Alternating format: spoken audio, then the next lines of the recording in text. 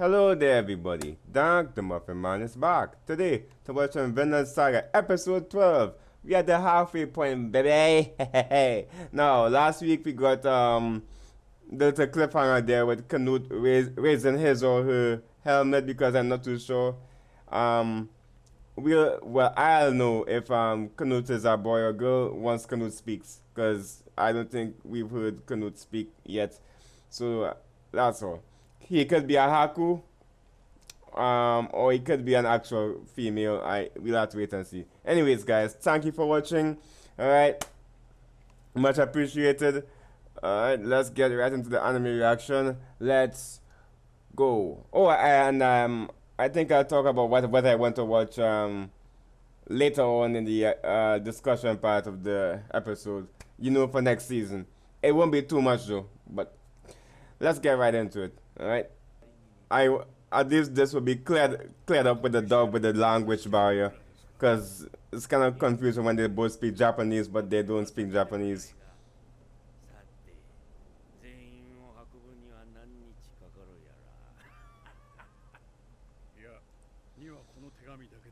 Huh? What's this? Delivery. Back home? From Askeladd, son of Lydia.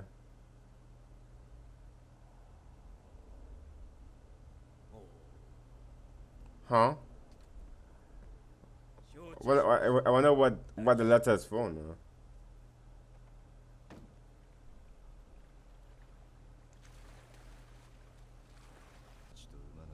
Soldiers. His hearing is ridiculous, man.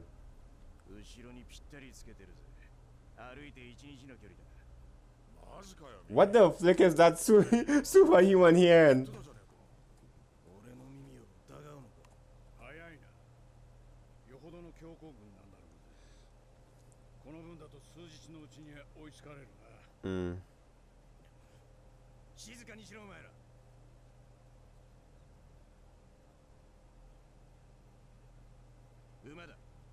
Horses on the hill, two of them. Ridiculous, man. That guy is. Another ambush. I mean, they have the prince now.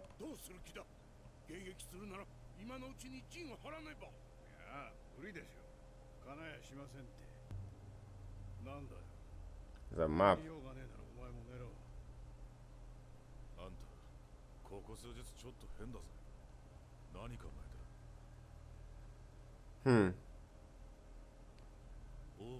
Well, since you saw the prince's face. Yeah, they didn't show what happened after that point. I guess the prince reminds him of somebody.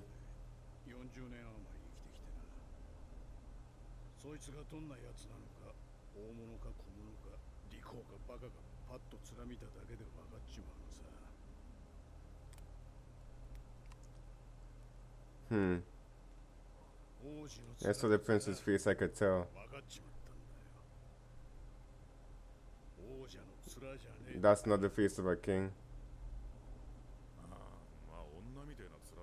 So he's just a Haku.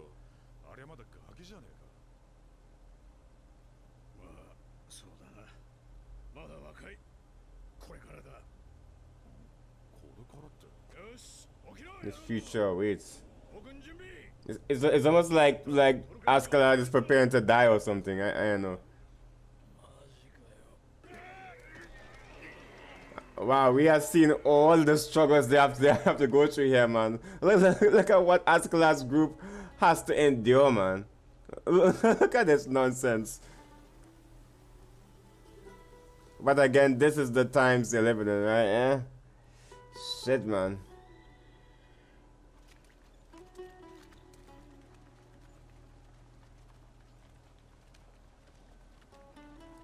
Again, the music. I love the music at the moment. That's the reinforcements? Or maybe yeah, there's probably more of them in the fog.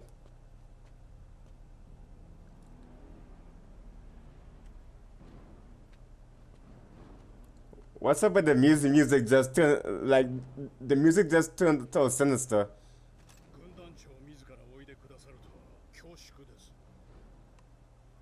What the flick? This guy looking.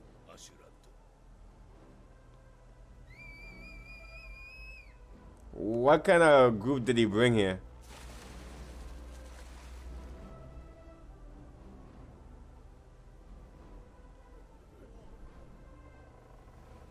So much about Askeladd's past we don't know, man. What the flick is this? This guy brought a flicking army.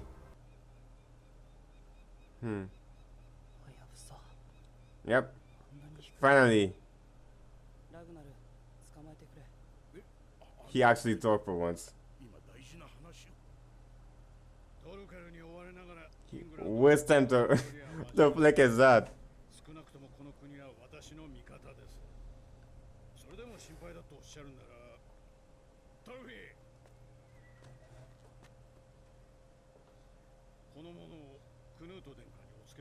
Huh, okay.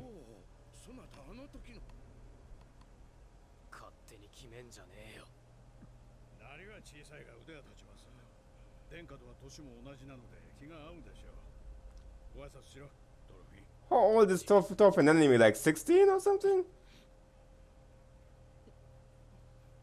Damn it, this freaking trap face. How is he the son of a that?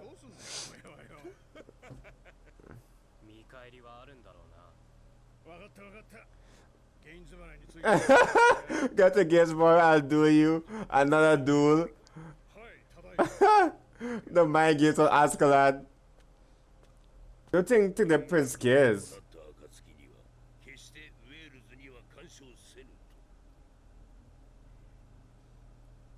I don't think the prince cares about war or any of this. The flick.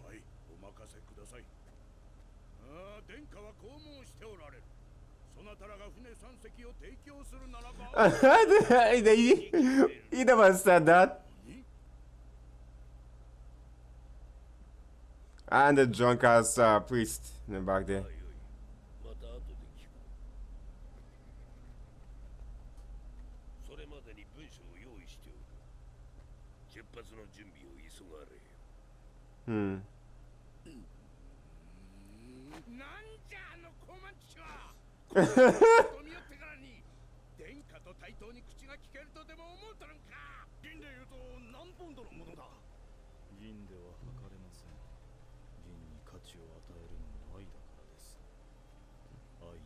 Without love, gold, silver, beautiful women, all witness. I mean,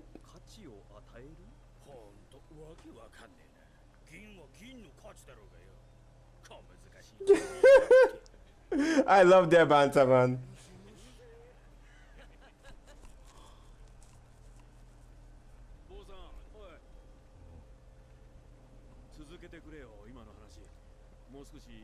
Oh, he's having followers. The people who he's getting followers now.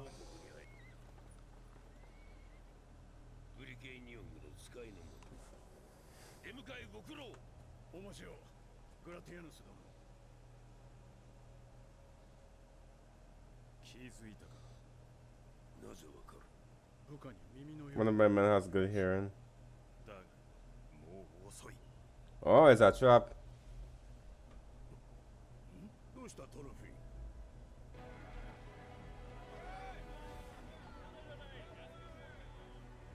The flick is this?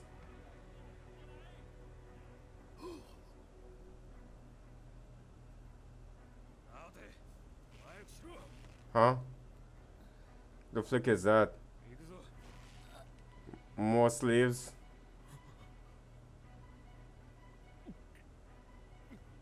Wait, is that Leaf? If that's him, he got flicking old. My lord.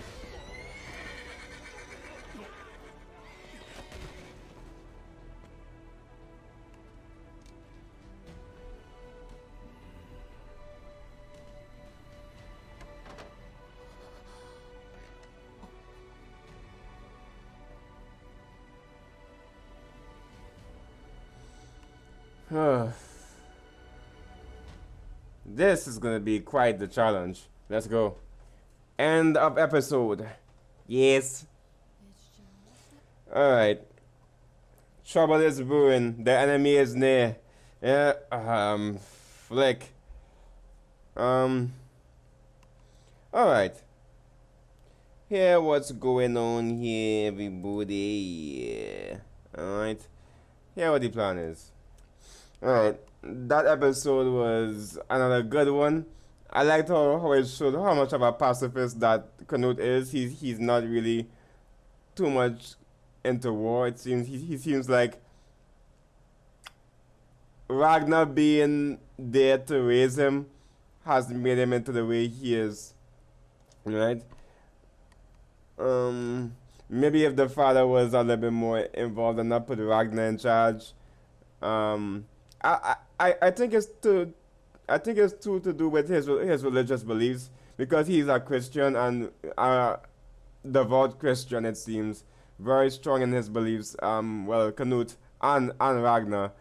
It seems that his whole he goes the Christian route. He's not into war. He wouldn't be that type. No, if he was raised under the Viking way of like religion, I think he might have turned out like Askeladd or all the warriors we see who believe that they need to be on the battlefield. They need to fight to they need to fight for their salvation, for heaven essentially, or Valhalla. For good warriors go to Valhalla, sent there by Valkyrie, right? Yeah. No, Askeladd bringing in reinforcement shows just how dire things are. Um, Seems like Askeladd's influence reaches far. It goes to Wales. He doesn't just have friends in his normal Viking group. He has friends that are part of England too. So that's good to see. Or maybe he was born in Wales. They never specified. I don't think they did. Now, I have no idea what's going on. I, in terms of the reinforcements that came via the enemy side. I guess they're just there to take back the prince or kill the prince. I suppose. Also, we saw Leaf. I remember that he said that he would, no matter how long it takes, he would look for Thorfinn. I'm pretty sure that was the same guy in the beginning of the show who was telling Thorfinn about the story of Vinland. He said that he vowed to the mom that he would find Thorfinn, and that slave who we saw at the end did look like Thorfinn. So, and he looked quite defeated. He didn't look the same though. I didn't really think that much time passed. It looked like that guy got flicking old. I guess all the stress of not being able to find Thorfinn. He probably thinks that Thorfinn is dead or a slave, but his promise is what was keeping him going, and I can't imagine how emotional it will be when he finally finds Thorfinn again, if he does, because he's been trying to look for Thorfinn for probably like 15 plus years. Actually, no, probably like about 10. Let's say that Thorfinn was about 6. Let's say that Thorfinn was 6 at the beginning of the series, like when he was young before his father died. And let's say he's 16 now or 17. He's probably 16 or 17. I'm gonna say for Thorfinn. So let's say about 10 years he's been trying to find him, and doesn't look like his health is doing too well. That was heartbreaking to see him look so defeated, man. Also, it seems that Canute's father is kind of he is so defeated, man. I'm not too sure if he always has that demeanor because of the state of his lineage. If he's worried about it and he's just depressed at all times. He really wants his son to turn out like a proper warrior, but his son is not a warrior. But just because your son is not a warrior does not mean he can't be a good leader. And I think that him being in this environment, in this battlefield, will help him to be a good leader eventually. Right now, I don't know. Maybe Ragnar has to die for him to kind of snap into it and be a good leader. So if Ragnar dies, it would be to probably help progress Canute's character. So that's could always be seen as a positive and a bad thing too. I kind of like Ragnar to some extent. Also the priest, I like how we see how the priest's words, how Christianity is affecting the Vikings. Like the majority hate it and can like understand it, but one guy in the crowd was like, yeah, I want to hear more. I think I could could go with it, right? He says that love is important than money and all the gold in the world. Money, love is more important.